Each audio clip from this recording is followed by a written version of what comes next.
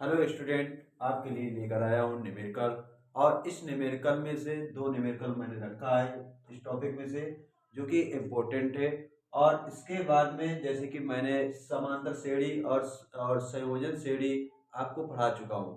और इस न्यूमेरिकल में से आपको जो सूत्र लगने वाले हैं वो सूत्र लिख दिया है मैंने। V बराबर आई आर होता है। R बराबर जब श्रेणी क्रम में प्रतिरोध जोड़े जाएंगे R1 plus R2 plus R3, और भी प्रतिरोध श्रेणी क्रम में होंगे, R4 भी कर सकते हैं हम।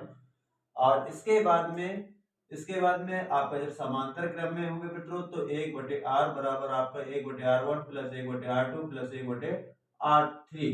और इसके बाद में जे आपका I बराबर E/R प्लस R होता है, जो कि जे प्रतिरोध होता है, जे आंतरिक प्रतिरोध होता है, जो बैटरी विद्युत वाहक बल जिसे बोलते हैं, जो बैटरी का विद्युत वाहक बल होता है।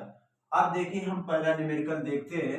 पहला न्यूमेरिकल ये कहा गया है कि वैद्युत परिपथ में ए व बी बिंदुओं के बीच तुल्य प्रतिरोध का मान ज्ञात कीजिए। तुल्य प्रतिरोध ज्ञात करना है। तो अब देखिए ये आपका ए है और ये बी है, इन दोनों के बीच का तुल्य प्रतिरोध ज्ञात करना है। बहुत आसान है। देखिए इसको हम R1 मान लीजिए, इसको R2 मान लीजिए, और इसको R3 मान लीजिए, और इसको R4 मान लीजिए। ठीक है। अब इसके बाद में देखिए जो एक क्रमबद्ध जुड़े हुए हैं तो ये आपका श्रेणी होगा, जैसे मतलब कि इस प्रकार से जोड़े गए हैं। ठीक है। जैसे कि आपके इस प्रकार से रखे हुए प्रतिरोध, तो ये श्रेणी क्रम में। अगर ऊपर से ऐसे एक नीचे रखा है फिर एक ऊपर, तो समांतर क्रम होता। तो पहले आप क्या कहोगे, R1 कॉमा R2 किस क्रम में है, श्रेणी क्रम में है, श्रेणी क्रम में। अब इनके दोनों के बीच में तुल्य प्रतिरोध कितना होगा, इनका अगर योग किया जाए तो श्रेणी क्रम का सूत्र क्या लगाया था मैंने, ये है आपका श्रेणी क्रम का। तो R बराबर आपका क्या हो जाएगा, R1 प्लस R2। अब इसके बाद में अब देखिए यहाँ पर R1 बराबर कितना दिया गया है, 1 ओम दिया गया है। कितना दिया गया है, 1 ओम दिया गया है आपका। ठीक है। तो यहाँ पर आपको R1 बराबर 1 और R2 बराबर कितना दिया गया है, 1 ओम दिया गया है। तो R बराबर आपका कितना हो जाएगा, 1 1 2 हो गया, ये आपका 2 ओम हो गया। तो ये आपका इनके बीच के निकल आया R1 R2, ये आपका निकल आया ऊपर वाले में। अब इसके बाद में जो R2, अब देखो ये दोनों एक साथ जुड़ेंगे तो आपका यहाँ पर लिखोगे R2 और R, नहीं R3 और R4 किस क्रम में है, श्रेणी क्रम में है।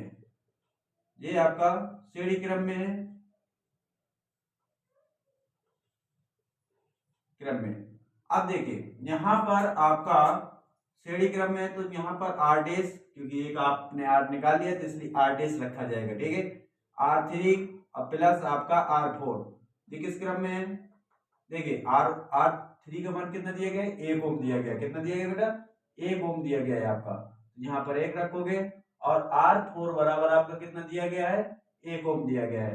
तो R डैश बराबर आपका ये निकल के आएगा, R डैश बराबर आपका निकल आएगा 1 प्लस 1। तो R डैश बराबर आपका निकल के आएगा 2 ओम। ठीक। अब इसके बाद में ये हमने ऊपर नीचे का संयोग कर लिया, मतलब ऊपर वाला संयोग कर लिया और नीचे वाला। अब देखो दोनों प्रतिरोध आपके इस क्रम में रखे गए, एक ऊपर रखा लगाया गया है, अब नीचे एक बचा। अब देखो किस क्रम में हो जाएंगे, अगर दोनों को एक साथ कर दिया तो एक प्रतिरोध यहाँ पर बन जाएगा, टोटल प्रतिरोध बन गया, एक प्रतिरोध यहाँ पर बन गया। अब लगाया जाएगा समांतर क्रम। तो देखिए ये आप क्या लिखोगे, यहां पर लिखोगे R डैश कॉमा R, ये किस क्रम में, समांतर क्रम में। किस क्रम में, समांतर क्रम में। अब देखो समांतर क्रम में है तो 1/R डबल डैश बराबर आपका 1/R डैश प्लस 1/R। अब बेटा देखिए यहाँ पर थोड़ा जगह कम पड़ रही है क्योंकि मैंने नोट कर दिया है इसमें से। अब तो देखो थोड़ा आगे देखो, यहाँ पर आपका क्या करोगे, ऐसे ऐसे कर लेना, थोड़ा यहाँ पर करवा दे रहा हूँ, जगह है आपकी खाली। तो यहाँ पर आपका 1/R डबल डैश बराबर 1 यहाँ पर कितना आया था, 2 हो जाएगा। और इसका कितना आया था भैया, इसका R डैश का कितना था, 2 था आपका। और इसका कितना आया है, देखो R डैश का कितना आया है, 2 आया है। और R बराबर कितना आया है, 2 आया है। तो 1/2। और एलसीएम लोगे तो कितना आएगा, 2 का एलसीएम आएगा, 2 एकम 2 तो 1 एकम 1, 2 एकम 2 तो 1 एकम 1, तो 1 बटे 8 डबल डेज बराबर आपका 2 बटे 2, तो 2 से 2 कैंसिल, तो ये आपका 8 डबल डेज बराबर आ गया 2। यही आपका क्या होगा, नहीं 2 एकम 2, तो 1 ओम आपका, यही आपका क्या होगा, 2 का भाग 2 में दोगे तो ये आपका 1 ओम हो जाएगा। कितना हो जाएगा, यही आपका ए और बी का तुल्य प्रतिरोध है। ठीक है, आप नोट कर लीजिए। और इसके बाद में दूसरे में क्या कहा गया है, दूसरा सवाल दिया गया है आपका यहाँ पर ये बिहेवियर टेस्ट का वाला। अब देखिए दूसरे में क्या कहा गया है, वैद्युत परिपथ में ज्ञात कीजिए कि बिंदु ए व सी के बीच का तुल्य प्रतिरोध। सबसे पहले तो हमें तुल्य प्रतिरोध ज्ञात करना है, और इसके बाद दूसरे क्वेश्चन में इसमें कहा गया बिंदु ए व बी के बीच का विभवांतर।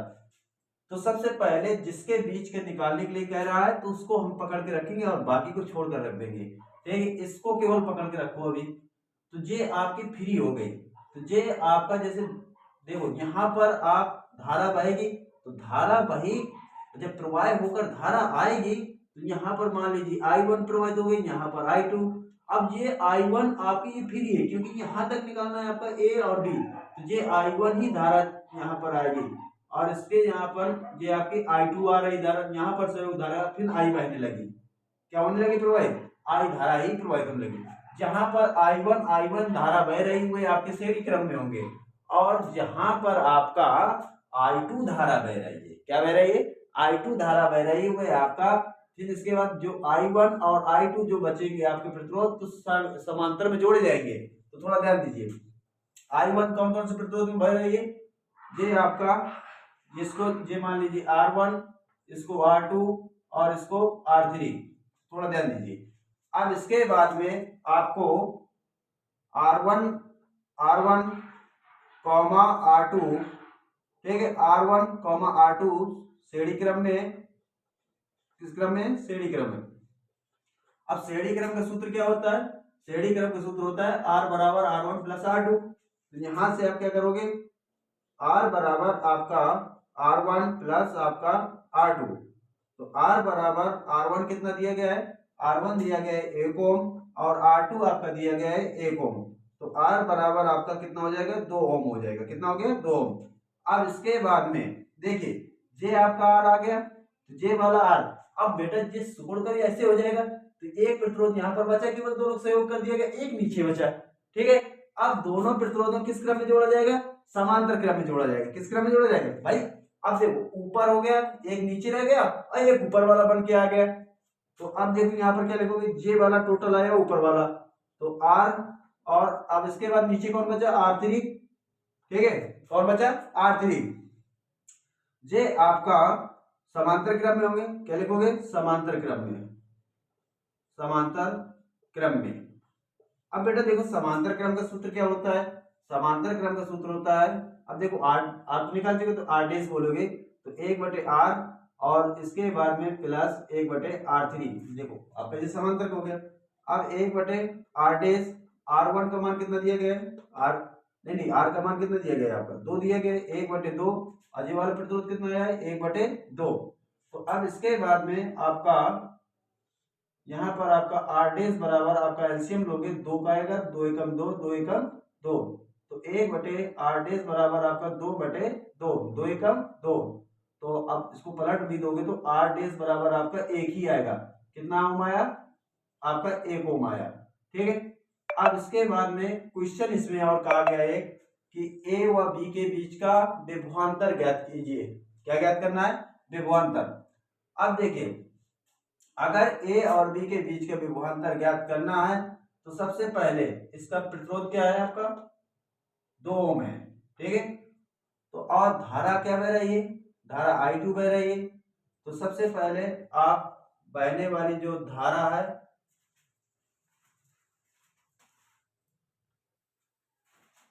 जैसा कि आपको नोट हो गया होगा। अब इसके बाद में आपको विभवांतर, जैसे कि आप जानते हो, आपको मैंने जब डेरिवेशन करवाया था तो मैंने बताया था जब समांतर क्रम में होते हैं प्रतिरोध तो आपके, जब समांतर क्रम में प्रतिरोध होते हैं तो विभवांतर बराबर होता है। और श्रेणी क्रम में आपको बताया था मैंने कि जब आपका श्रेणी क्रम में हो तो आपकी धारा बराबर होती है, एक ही समान धारा बहती है। ठीक है बेटा। तो अब इसके बाद में अगर ये वाले दोनों, तो परिपथ में कुल धारा, परिपथ में कुल धारा, कुल धारा, कुल धारा आई बराबर आपका क्या हो जाएगा, मतलब कि परिपथ क्या है आपका एसी है, तो एसी पर जो प्रवाहित धारा है V बटे R हो जाएगा। ठीक है।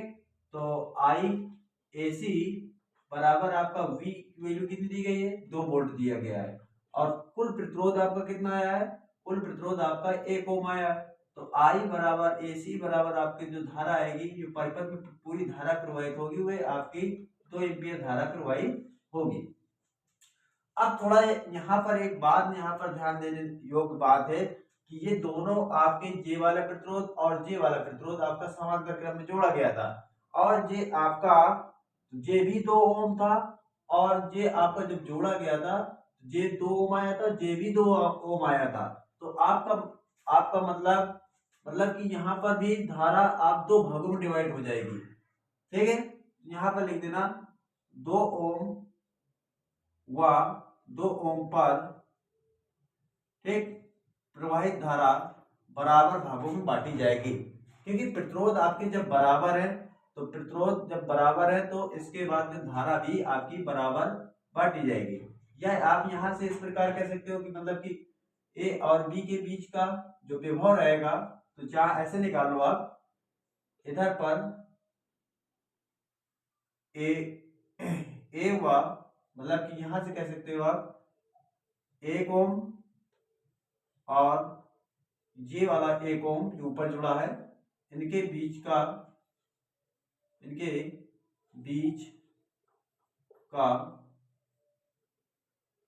विभव,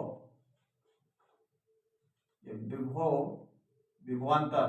तो विभवांतर आपका समांतर क्रम में क्या होता है, बराबर रहता है, तो विभवांतर आपका V बराबर 2 ही वोल्ट रहेगा। कितना रहेगा, 2 वोल्ट ही रहेगा। अब यहाँ पर आपको, अगर हमें इन दोनों पर धारा जो I1 बह रही है, तो I1 बराबर आपका क्या हो जाएगा, I1 बराबर आपका V बटे R हो जाएगा। तो अब R कौन वाला रखा जाएगा, जे वाला R रखा जाएगा। ठीक है। तो आपका विभव आपका 2 वोल्ट और बटे जे आपका R 2, 2 एकम 2, तो I1 बराबर आपका कितने आ गए, 1 एम्पियर धारा प्रवाहित होगी। ठीक है। मतलब कि 1 एम्पियर धारा आपका 1 ओम पर प्रवाहित होगी, और एक जे वाले भी 1 ओम पर भी धारा 1 एम्पियर ही प्रवाहित होगी। अब इसके बाद में हमें ए व बी के बीच का क्या निकालना है बेटा, आपको ए व बी बीच का विभव निकालना है। तो आप क्या कहोगे, एबी के बीच का विभव, तो एबी के बीच का विभव, प्रतिरोध कितना जोड़ा गया है, 1 ओम जोड़ा गया है, और इसके बाद धारा क्या बह रही है, 1 एम्पियर बह रही है। अब इसके बाद में आपको V बराबर क्या होता है, आई आर होता है, आई आर। तो V ए बी, अब I की वैल्यू जे आ गई आपकी 1 एम्पियर। ठीक है, जे 1 एम्पियर, और जे आपका प्रतिरोध कितना है आपका, 1 है, 1 एकम 1, तो ए बी बराबर आपका 1 वोल्ट